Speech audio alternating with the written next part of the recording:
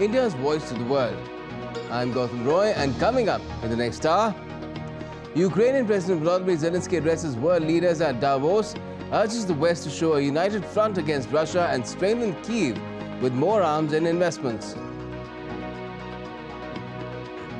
For the first time ever, an Indian government company signs a historic deal with Argentina to explore and mine lithium that goes into making of electric vehicles, mobile phones and much else. The US Republican presidential nominee race heads to New Hampshire after Donald Trump's sweep in Iowa. Biotech entrepreneur Vivek Ramaswamy drops out of the race, endorsing Trump. And the states of Gujarat, Kerala and Karnataka emerge as the best performing states in developing startup ecosystems, according to government rankings released on India's National Startup Day.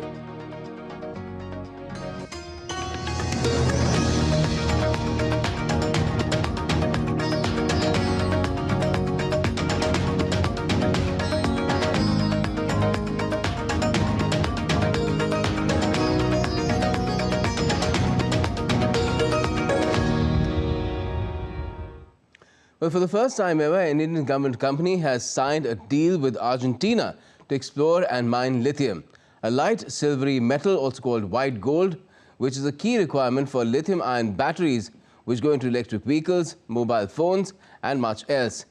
The deal is historic as India currently imports all its lithium primarily from China. Here's more. A historical first for India. India's state-owned firm Khanij Bidesh India Limited has inked a $24 million lithium exploration pact for 5 blocks with Argentina's Camiense in its Catamarca province. Speaking on the occasion, India's Coal Mines and Minister Prahlad Joshi said, "This is a historic day for both India and Argentina as we're scripting a new chapter in bilateral ties with agreement signing between Kabul and Camiens, a step which will not only play a crucial role in driving the energy transition for sustainable future, but also ensure a resilient and diversified supply chain for critical and strategic minerals essential for various industries in India." The government said the deal gives India's Kabul exploration an exclusivity right for 5 blocks to evaluate, prospect and explore, and after discovery, exploitate to commercially produce lithium.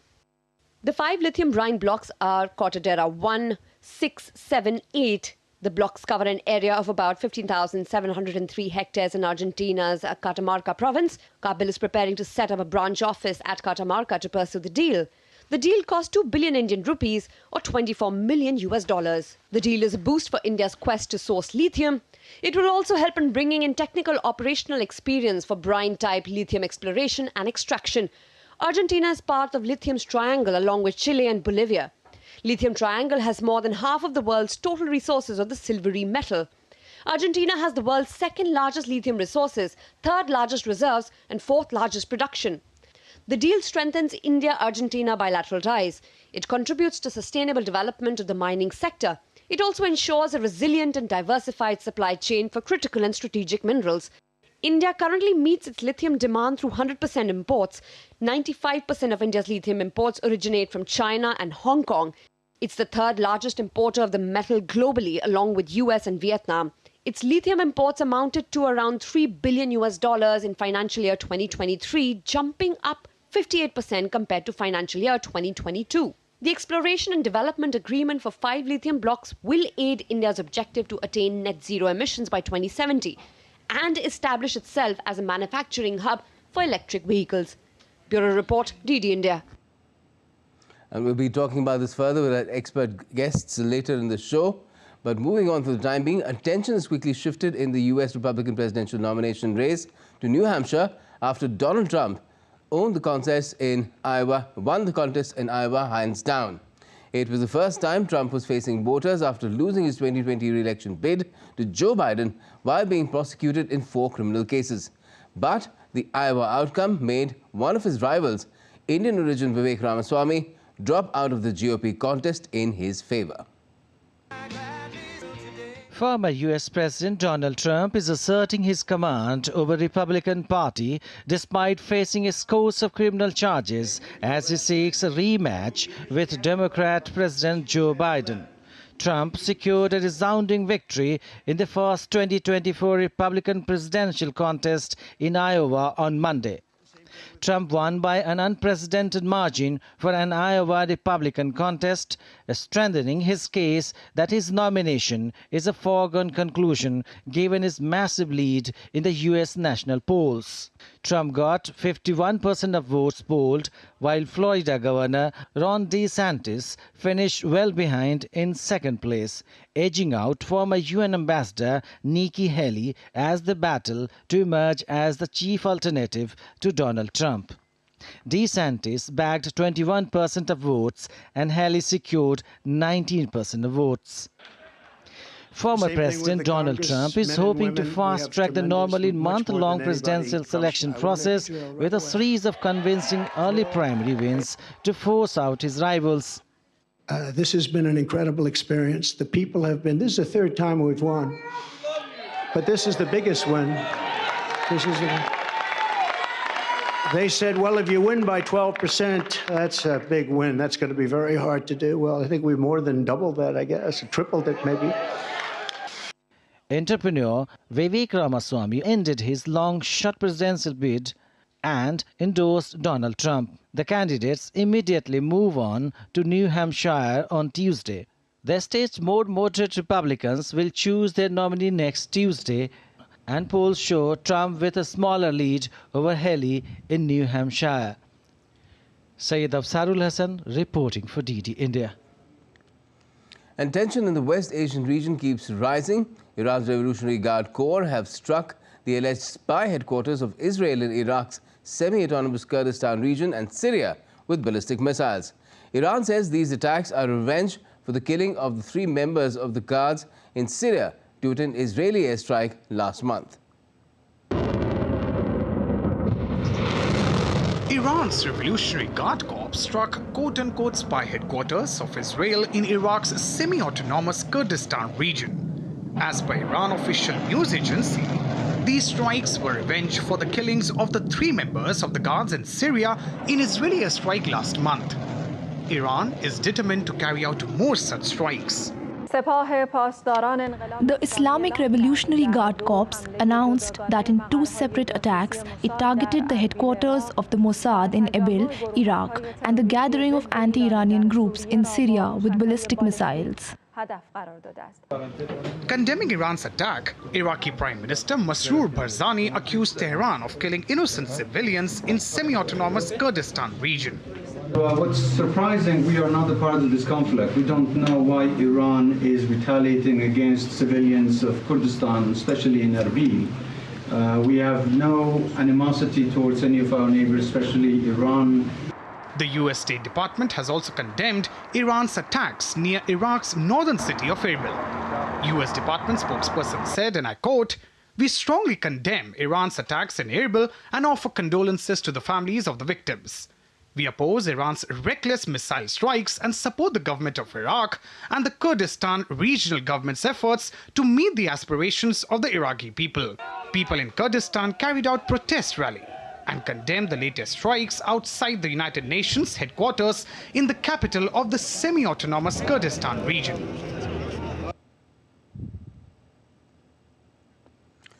Now 102 days old, the latest Israel-Hamas conflict is by far the longest, bloodiest and most destructive conflict between the bitter enemies.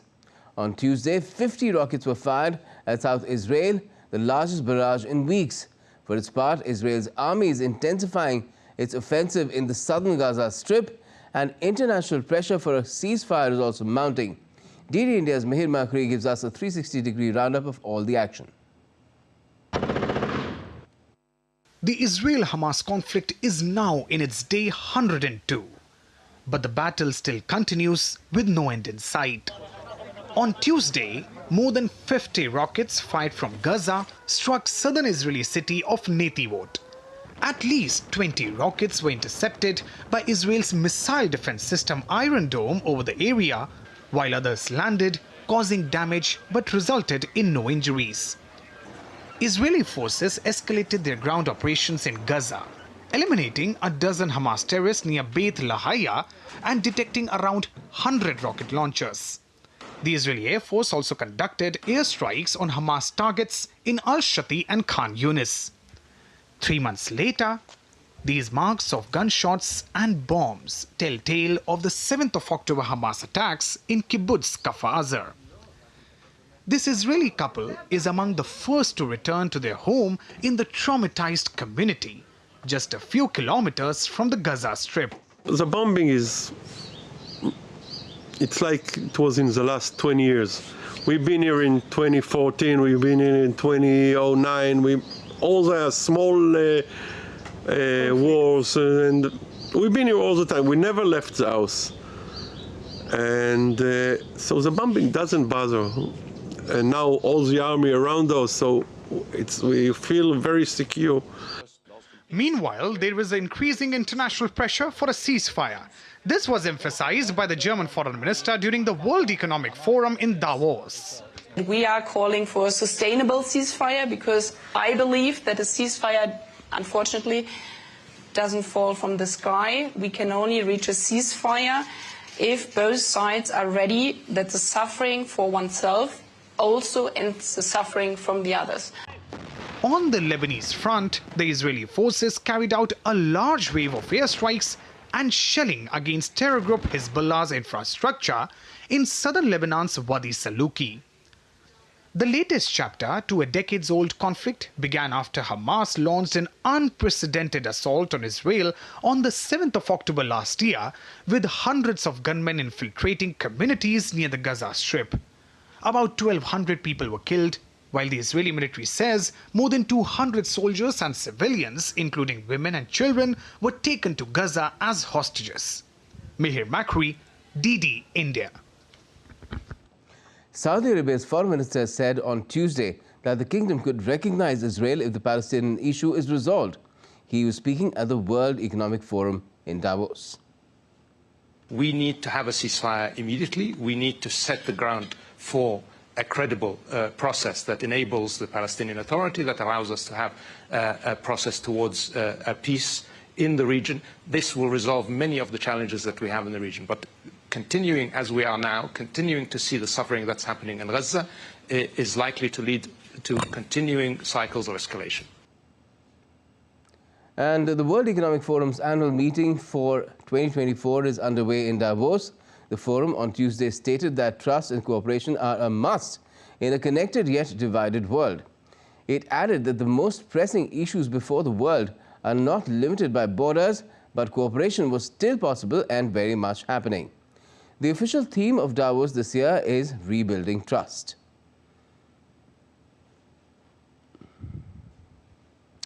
European Commission Chief Ursula von der Leyen has cautioned that for Ukraine to triumph in its war against Russia, the West must continue providing Kyiv with both weapons and financial support. She was addressing the World Economic Forum in Davos. Ukraine can prevail in this war, but we must continue to empower their resistance. Ukrainians need predictable financing throughout 2024 and beyond.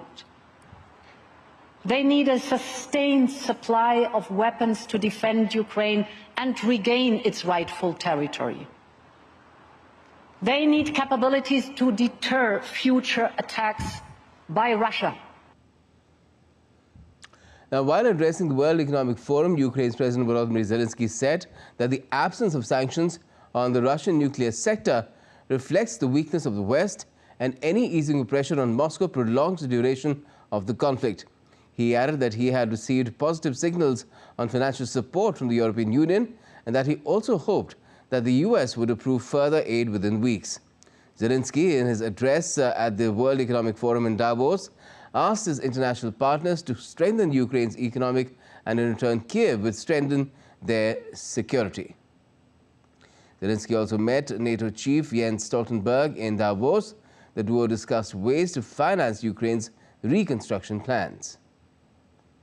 And the Ukrainian president also held talks with EU chief Ursula von der Leyen and business leaders on the sidelines of the forum. The plan calls for withdrawal of Russian troops and cessation of hostilities that was drawn up just ahead of the World Economic Forum meet in Davos. United States Secretary of State Antony Blinken and Ukrainian President Volodymyr Zelenskyy also met in Davos on Tuesday.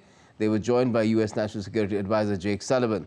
The two discussed defense cooperation as the wars in Ukraine and Middle East seem to dominate talks in Davos this year. And India's ministers Hardeep Singh Puri as well as Smriti Irani launched the Women's Leadership Lounge called We Lead during the 2024 World Economic Forum annual meeting in Davos. Announcing the move on social media platform X, Minister Puri wrote, and I quote, "Celebrating the emergence of Nari Shakti as one of the important pivots of the Indian growth story as we move from women-centered development to women-led development."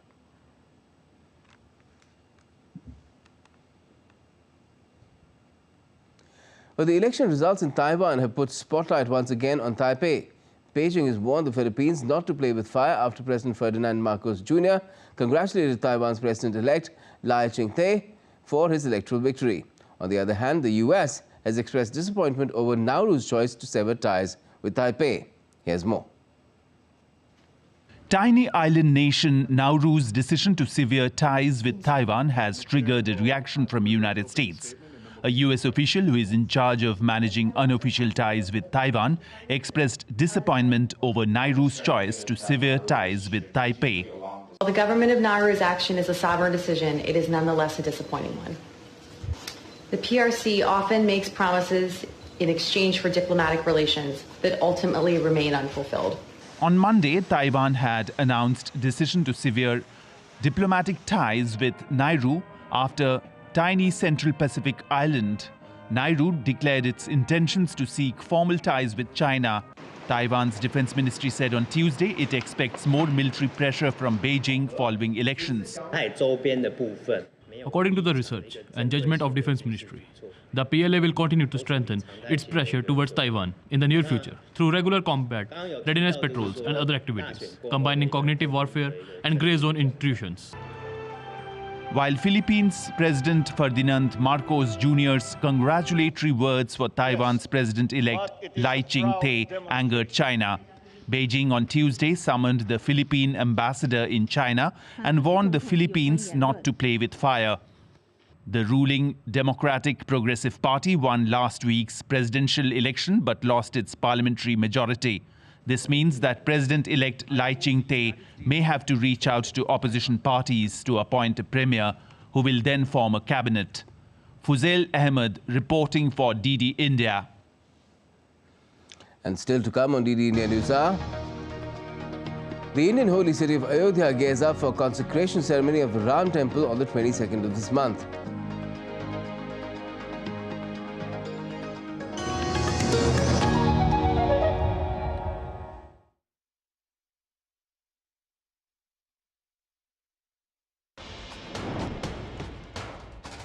Wherever news breaks, whatever it takes. Connecting corners, cutting across continents. Stories that matter from across the globe. Accurate, authentic journalism that serves you right. From politics to glamour, from sports to world affairs, with a fusion of aesthetics and substance. Introducing news in a new avatar. Experience the world through a new lens. Stay tuned to DD India for an exciting journey beyond borders.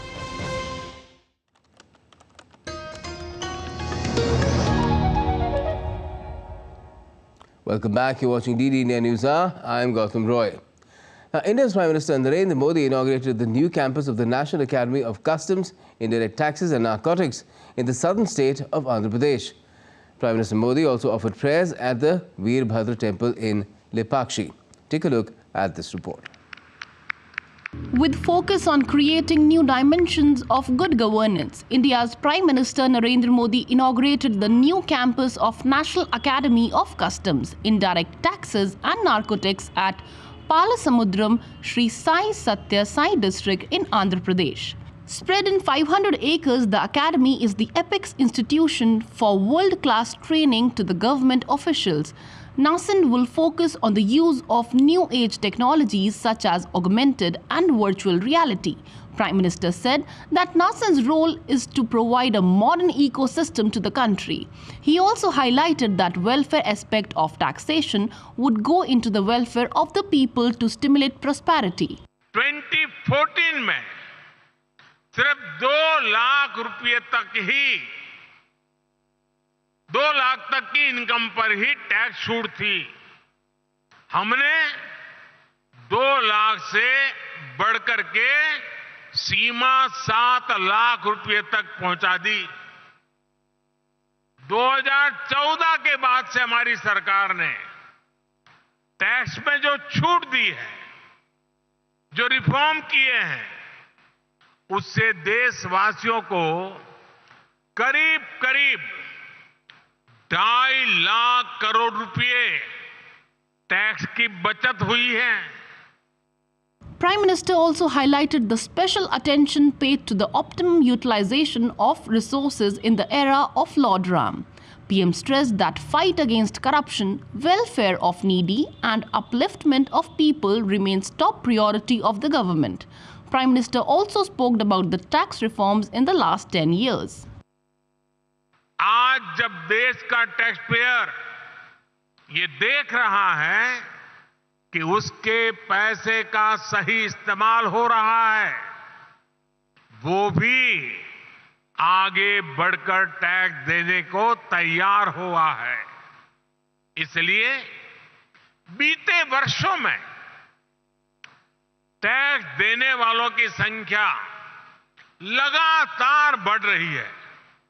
यानी हमने जो कुछ जनता से लिया, वो जनता के चरणों में ही समर्पित कर दिया। यही तो सुशासन है, यही तो राम राज्य का संदेश है। Earlier in the day, Prime Minister performed darshan and puja at Veerbhadra temple in Andhra Pradesh, Lepakshi. PM Modi heard verses from the Ranganatha Ramayana in Telugu and witnessed the tale of Jatayu visually presented through the traditional shadow puppetry art form from Andhra Pradesh, known as Tholu Bommalata. And the PM also held a massive roadshow in the southern town of Kochi. He was welcomed in Kochi with people showering flower petals on him. People thronged on both sides of the road to catch a glimpse of their leader. Thousands gathered and welcomed Prime Minister Modi wholeheartedly. The roadshow with a distance of 1.3 kilometers began at the Ernakulam Maharaja's College ground.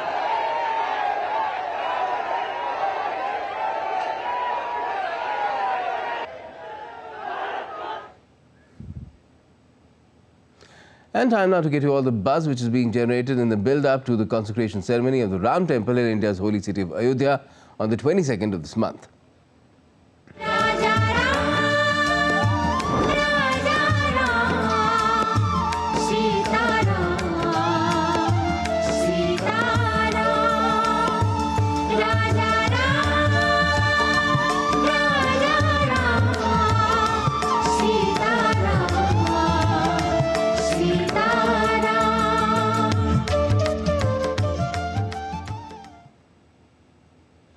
As the consecration of the Ram idol in the temple at Ayodhya draws nearer, take a look at the recent developments and 7-day rituals of the consecration ceremony, which began on Tuesday.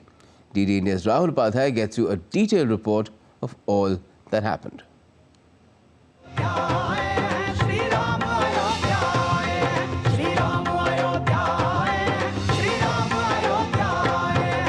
Preparations are complete.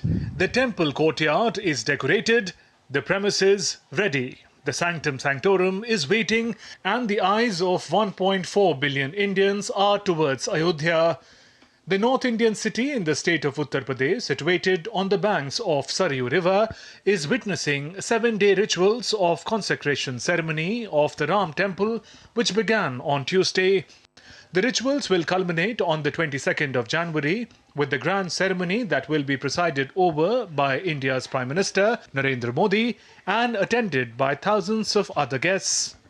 A 51-inch tall stone idol of Lord Ram depicting him as a 5-year-old child will be installed in the sanctum sanctorum of the temple. It weighs 150 to 200 kgs, depicting Ram Lalla in a standing posture.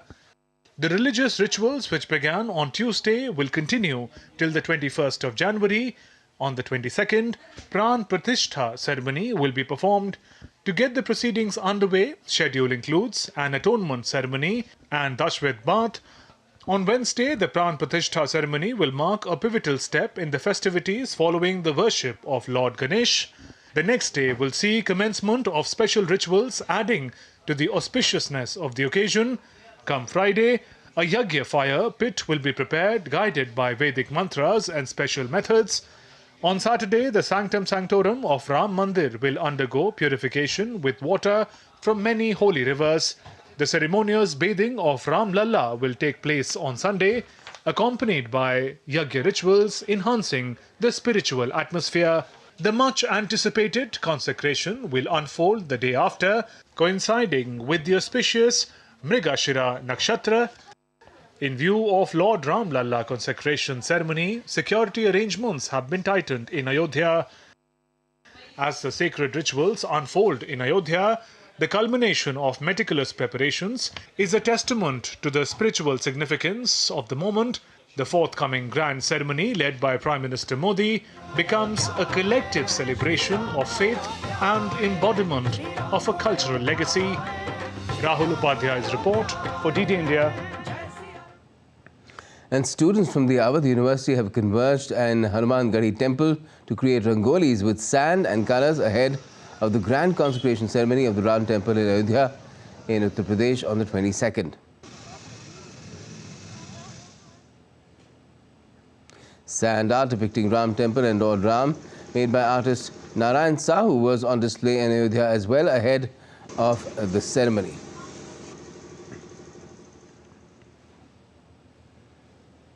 And let's get you more on the build-up to the consecration ceremony of the Ram temple in Ayodhya with my colleague Siddharth Bhardwaj, joining us live from the holy city. Good evening to you, Siddharth. How did Ayodhya look today? What was the religious sentiment like among the devotees when the 7-day-long rituals began in the big build-up to the consecration on Monday?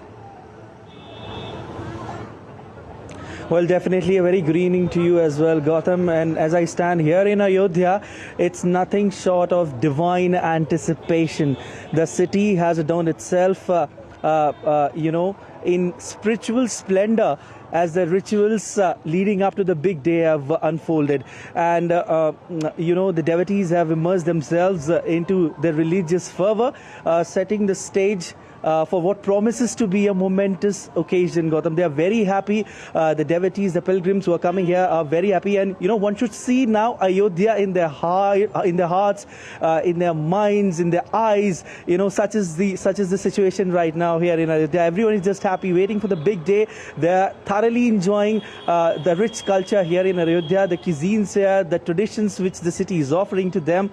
Like I said, the city also has undergone a major transformation. Oh yes, we can see it behind you as well, Siddharth. It's almost 9:30 at night, and we can see some people milling around as well, despite the cold. So just tell us about how things are building up. What are the preparations like, apart from the security, in terms of how all those people who are coming in, I believe lakhs and lakhs of them, over 1 million, might descend in the next few days as well. So how's everything in place in order to ensure that they have a great stay in this holy city of Lord Ram?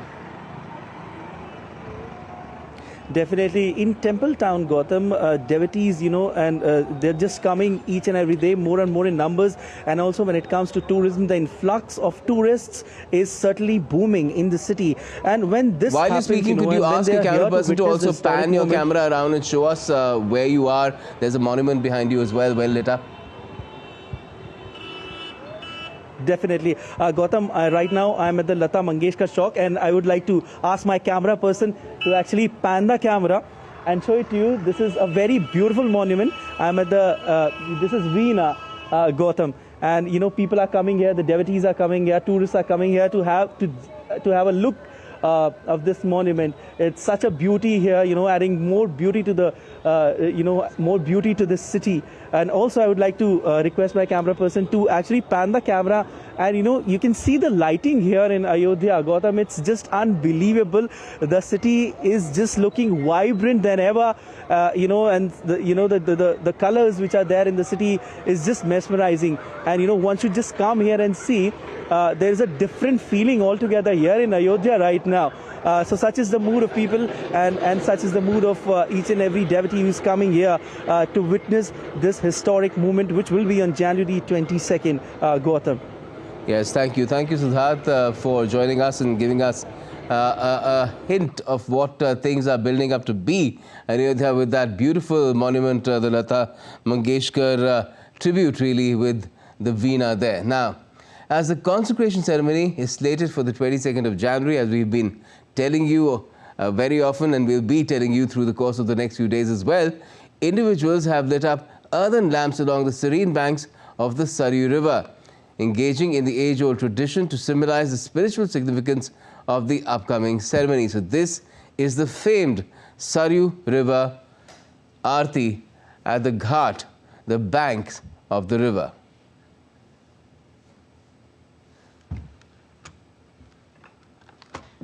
And still to come on DD India News Hour.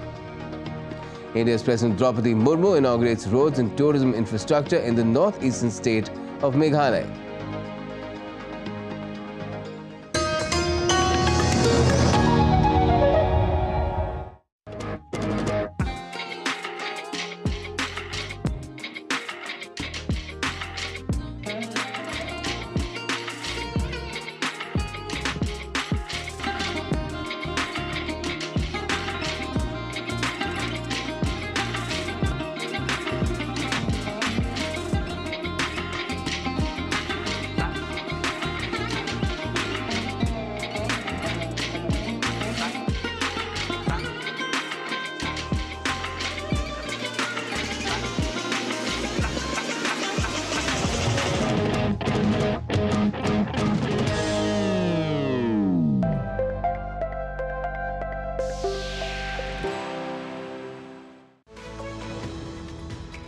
We just don't bring you the news as it unfolds. We get to the heart of the matter. We don't just present facts. We demystify complex social, political and economic events. We break stories that shape the world's present and future because you deserve the truth. I am Tanvi Taneja from New Delhi. I'm Ollie Barrett from London. I'm Nick Harper from Washington, D.C.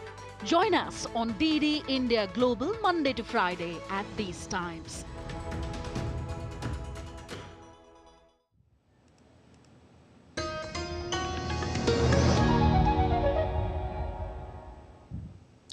Welcome back. You're watching DD India News Hour. I'm Gautam Roy. Before we go any further, another look at some of our top stories.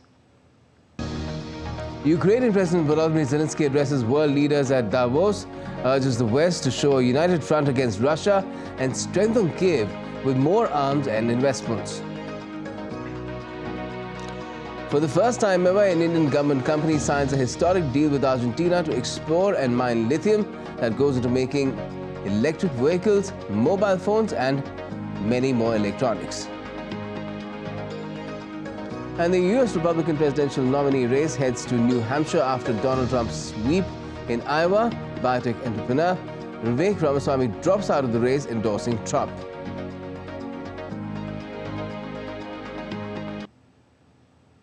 And now it's time to talk about our top story, which is all about how a first is taking place in India, where an Indian government company has secured a contract to go mining in Argentina, which is part of the Lithium Triangle, and has resources that make up more than half of the world's lithium reserves. Lithium, as you all know, it is part of mobile phone batteries, of electric vehicles batteries, and so many other things, even used for treating some of very serious medical diseases. To talk about it all, we have with us V.L. Kanta Rao, Secretary, Ministry of Mines, joining us, as well as Rishabh Jain, Senior Program Lead, Council on Energy, Environment and Water, that's the CEEW. Good evening to you both. First to you, Mr. Kanta Rao, congratulations about getting this deal together, and I believe it is of extreme significance, being as part of the lithium triangle, Argentina there, and I believe we have things in the pipeline, similar deals perhaps with the other two countries in this triangle as well. Yeah, thank you very much. It's a historic day for the country yesterday that for the first time we have gone and acquired lithium assets abroad. And this is a sequence of events that the policy reforms that we have taken up, where we have announced critical minerals, which are the future minerals which are required for the country, which go into electric vehicle manufacturing, which go into solar cell manufacturing. These future minerals are now notified under the MMDR Act, and we are making all efforts to ensure that these minerals are available to the industry, both within the country and also from outside the country. All right. Rishabh Jain, if I could ask you in terms of how do you see this particular tie-up, considering the fact that for the present, India imports all its lithium and most of it, 95% of it, comes from China and Hong Kong. Right. So thank you first of all for the invitation. I think India has in the last couple of years doubled down its effort to manufacture many of these clean energy technologies, like Mr. Rao already mentioned, solar modules, batteries, wind turbines, etc., to boost India's economy and also create local jobs. However, as you rightly said, many of these products are currently imported, most of them from China, and historically we have been doing it. However, to truly indigenize, we will not only have to build capability for manufacturing, we will also require many of these minerals. So while India has already taken up many of these steps to mine many of these minerals domestically by starting the auction of critical and strategic minerals, I think parallelly what is a very important step which has been taken now is to also secure many of these minerals from outside India.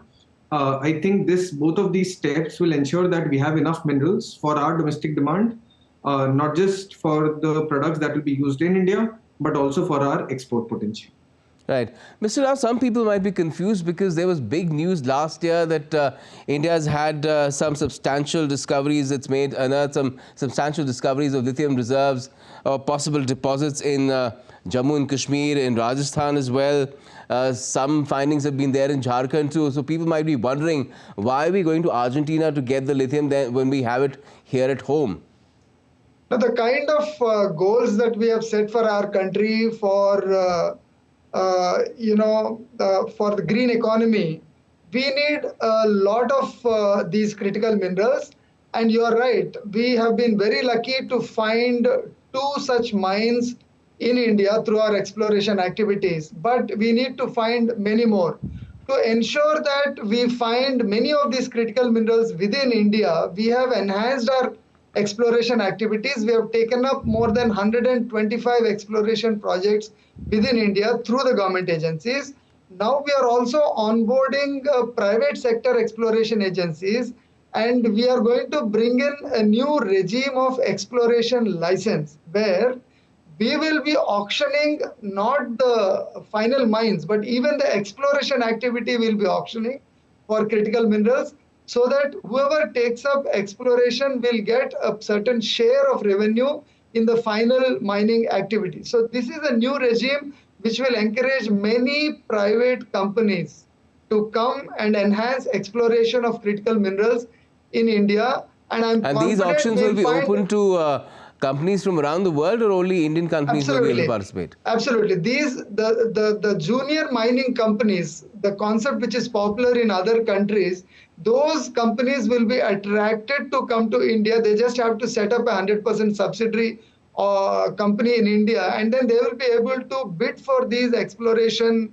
licenses. And then we hope to find many more lithium mines to be explored and discovered in India. Right. Rishabh Jain, what do you think of this process that India has adopted in terms of ensuring that it has enough lithium, not just for its current needs, where it imports all its lithium right now, but also its future needs? Right. So a couple of things. As I said, the demand for many of these clean energy technologies will increase significantly in the coming years. I mean, in the G20 and also during the COP28 in Dubai, the global community has promised or pledged to increase the renewable energy capacity 3 times by 2030. So it also means that the demand for solar, wind, batteries, EVs, all of this will increase significantly in the coming years, which then creates a huge market potential, not just in India, beyond. Currently, a lot of the manufacturing and the trade is very much concentrated. Most of this is happening in China. So countries across the world are now looking as alternative options. Where can they procure many of these technologies from? So India is emerging as a very much viable and attractive destination to procure. Thankfully, we have many of these PLI schemes like for the solar, batteries and others, which are incentivizing manufacturers to set up these globally, to set up these facilities in India and also export many of these products. So I would say it is not only for the domestic production, but also for exporting many of these products. And Mr. Rao, we're exploring similar deals as we have with got with Argentina, with Australia as well, which is the largest producer of lithium in the world at the moment. Absolutely. So we, as you mentioned in the beginning, we are making efforts with many other countries bilaterally, like Bolivia, Chile, Australia. And in Australia, we have the same company, Kabil, is engaging with the local critical mineral office of the Australian government. And we are studying a few mines there. And we hope to finalize our deals regarding Australia in the next few months. And not only bilaterally, but also through multilateral arrangements like the Mineral Security Partnership, in which there are 15 countries. We are exploring other mines in areas like Africa. Mm-hmm. And Mr. Rao, what about the concomitant challenge of securing similar resources where rare earths are concerned, where again a huge amount of dependence is on China? You're right. So as I said, we need to look for these rare earths and critical minerals through increased exploration activity within India, and also through bilateral deals with other countries which we have just mentioned. To ensure that we increase our exploration within India, we have recently launched the National Geoscience Data Repository, which will allow a lot of private data companies to analyze the data and find out newer blocks and newer areas where we can discover these critical minerals.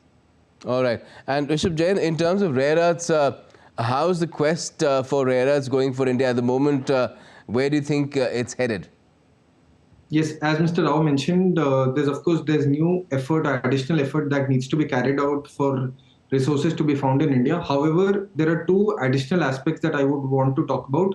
First is the circularity aspect. There is many of these products that use rare earth may already be present in India, and we should ensure that through our efforts, by scaling up circularity efforts, we are able to ensure that many of these minerals remain in India and the product is not exported after its use. The second is we can potentially focus, and there's already many efforts and there are companies that are doing it in India to make products which do not require these minerals itself in the first place. So either by reduction in the demand and then also ensuring that through circularity we have access to some of these minerals. Right. Circularity is also a very important aspect in terms of even preserving the environment. Thanks a lot for joining us to talk about this major move on the part of the Indian government to secure India's future. Thank you.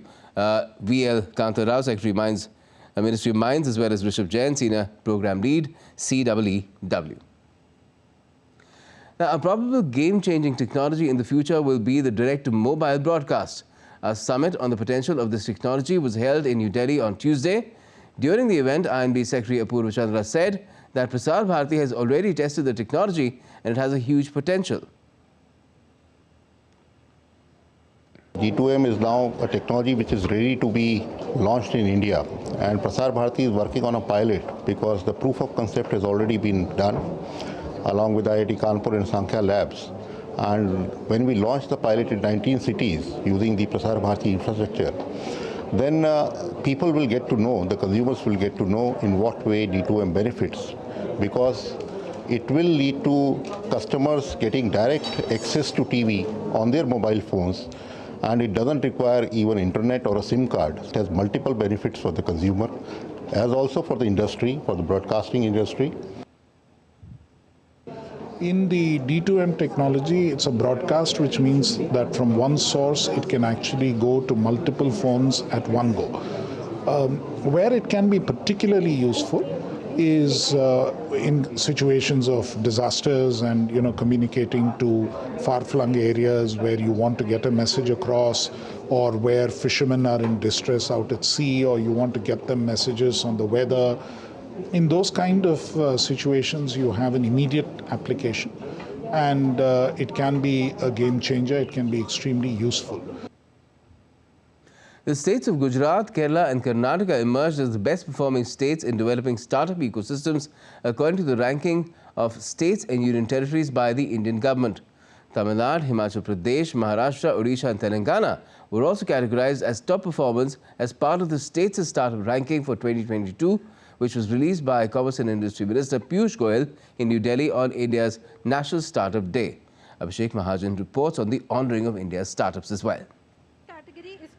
They are the champions who are driving the growth of startups in India. On National Startup Day, Piyush Goyal, Union Minister of Commerce and Industry, felicitated the winners of National Startup Awards 2023 and State Startup Ranking 2022 under different categories. Impressed to see all the wonderful ideas that you all come up with, your can-do spirit, and the fact that each one of you is making an impact on the way we work, on the way we live, on society, for the better future of all of mankind. Maximum applications were received from startups in Maharashtra, followed by Karnataka, Tamil Nadu and Uttar Pradesh. Out of total 21 Startup Awards 2023, Maharashtra and Telangana bagged 4 awards each, while Karnataka was second in the list with 3. In its 4th edition, National Startup Awards received 2,324 applications, which is 38% more than the applications in its maiden edition. 2023 witnessed applications from all 36 states and union territories. 58% of the total applications came from emerging cities, Tier 2 and Tier 3, and other smaller towns and cities. 20% of startup applications nominated themselves with women in the leadership positions of their enterprise.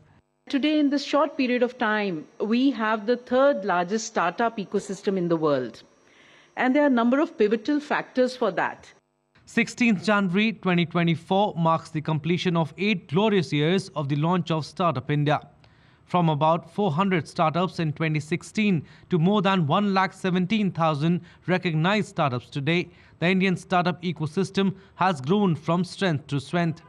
The Startup India initiative is also playing an important role in realizing the vision of Viksit Bharat at 2047. Abhishek Mahajan's report, DD India.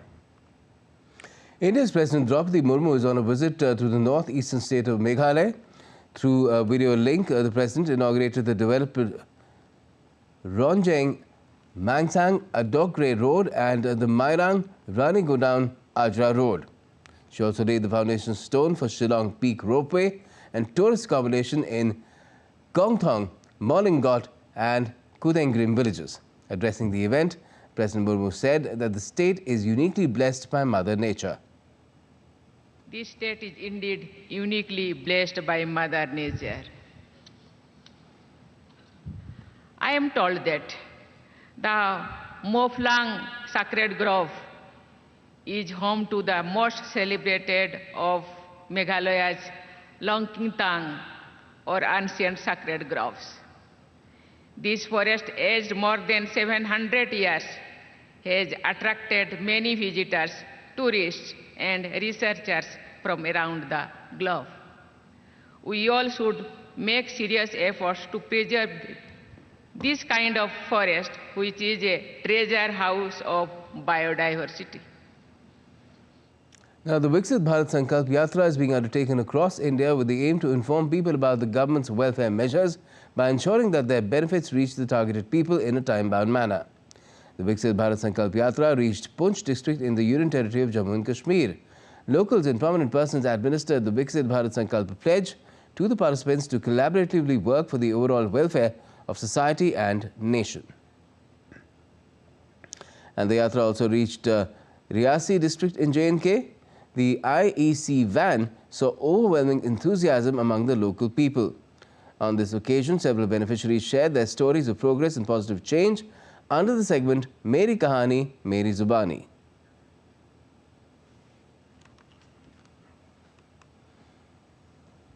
And still to come on DD India News Hour. Celebrating the legacy of Martin Luther King Jr. through jazz at the US Embassy in New Delhi.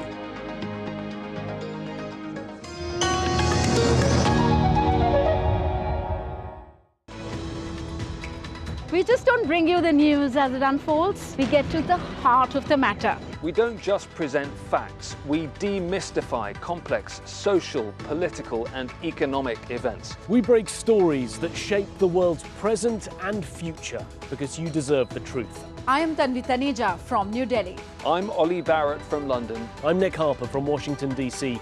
Join us on DD India Global Monday to Friday at these times.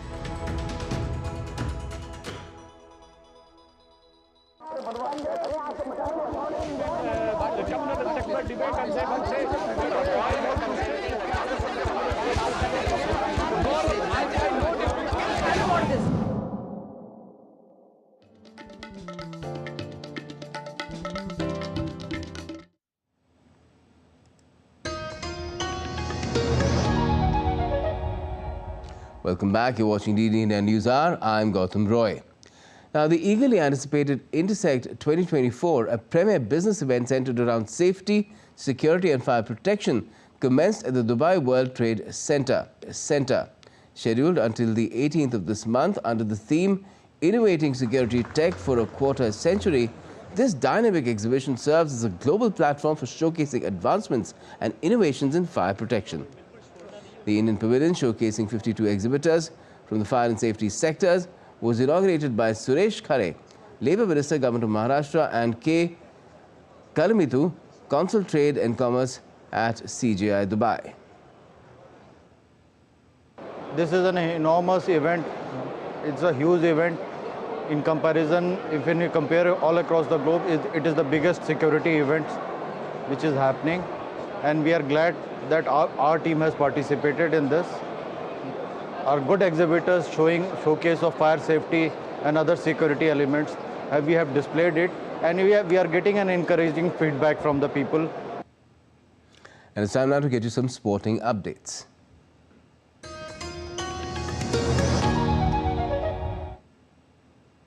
Well, the Indian Open Badminton Tournament has commenced, offering players a crucial shot at Olympic qualification. Ace Indian shuttler HS Pranoy deems it a fantastic opportunity for athletes to amass vital ranking points. The accrued points could prove instrumental in propelling their quest for qualification to the Paris Olympics. The India Open Badminton Tournament has kicked off in Delhi. It presents a golden opportunity for players to clinch vital ranking points to earn quota for the Paris Olympics. Star Indian shuttler HS Pranoy hailed the event as a fantastic chance for competitors to bolster their Olympic qualification prospects. That these tournaments are going to be really important for the players in that way, where it kind of make big difference if you're playing a quarterfinals or semi-finals, or if you're ending up in the medal round. So I think hopefully I can go deeper into the tournament and kind of really grab those big points. The 2023 World Championship bronze medalist Pranoy is aiming to dig deep in the upcoming tournaments to climb higher in the rankings. Upcoming Paris Olympic Games, a total of 172 quota places will be up for grabs in badminton. For each gender, 83 quota places will be earned through direct qualification, 1 reserved for the host country and 2 for the university places. The India Open Badminton Tournament provides a fantastic opportunity to Indian shuttlers to earn important points for the Paris Olympics. Taking a look at the current ranking, right now in men's single, at least 2 men's players can qualify for the Paris, with HS Pranoy ranked 9th in the world and Lakshya Sen 19th in the world. And for the upcoming tournaments, they need to dig deep so that they can earn more points. If we talk about the men's doubles, Satvik Sairaj, Ranki Reddy and Chirag Shetty are almost there with their world number 2nd ranking. If you take a look, it provides an opportunity to the nations so that they can improve their representation at the Paris Olympics. With camera person Aniket, Narayan Singh for DD India, New Delhi. India's Sumit Nagal has created history as he's become the first Indian to reach the 2nd round of the Australian Open after 11 years. The Indian #1 tennis star outclassed 31st seeded Alexander Bublik in straight sets 6-4, 6-2, 7-6 to progress into the 2nd round of the prestigious tournament. Well, the highly anticipated 75th Emmy Awards, delayed by the actors and writers strike in the US, made a dazzling return, with expected winners and some heartfelt moments earning multiple standing ovations. Following their success at the Golden Globes, shows like Succession, The Bear and Beef continued their winning streak, securing major awards at the Emmy stage. The awards show brought together stars like Joy Sunday, Ken Jeong and Padma Lakshmi, gracing the event in their finest attire, celebrating television's grandest night.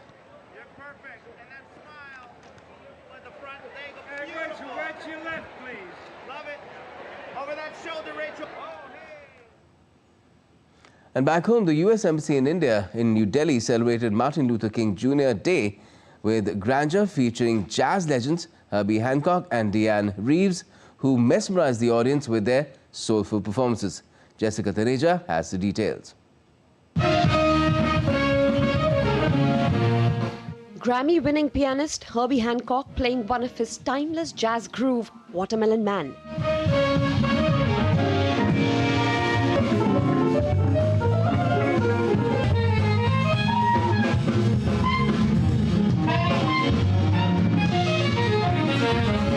His groundbreaking jazz-funk compositions challenged racial norms by blending genres, creating a musical fusion that transcended cultural boundaries in the 1970s. We're celebrating Martin Luther King Jr. And he was an amazing man, and he became more amazing because he was here.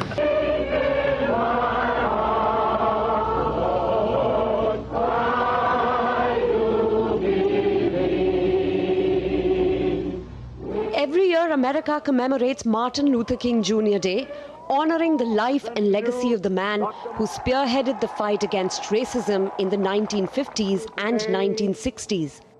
I have a dream that my 4 little children will one day live in a nation where they will not be judged by the color of their skin, but by the content of their character. I have a dream today.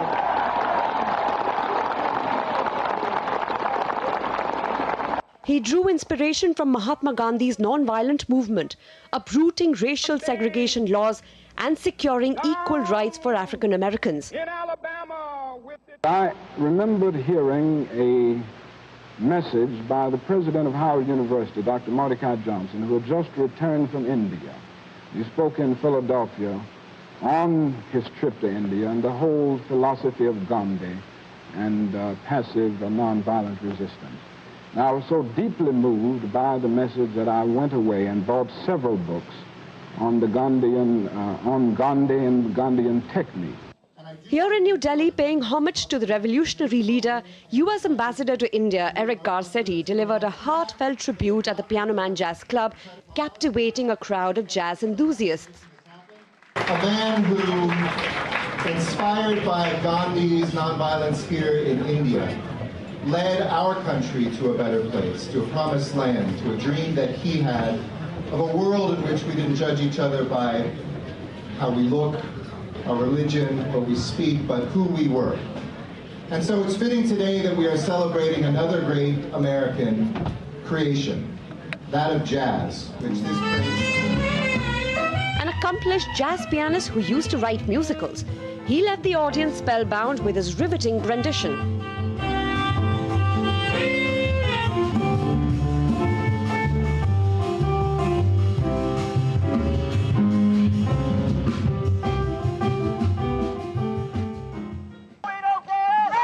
From George Floyd to Breonna Taylor, killings of black Americans by law enforcement is still rampant. 8 in 10 still encounter some form of racial discrimination even today. Almost 56 years after his death, for a man who had a uniquely brilliant way of speaking the language of liberation, America is still on the path to redeem itself from the scourge of racial bigotry. Jessica Taneja for DD India. With that tribute to Martin Luther King Jr., that's all we have for this edition of DD India News Hour. But let us know your thoughts on the news of the day. You can connect with us on Facebook, X, as well as Instagram. We'll be back with more news and updates as they break here on DD India. I'm Gautam Roy from all of us here in Delhi. Thanks for watching DD India News Hour.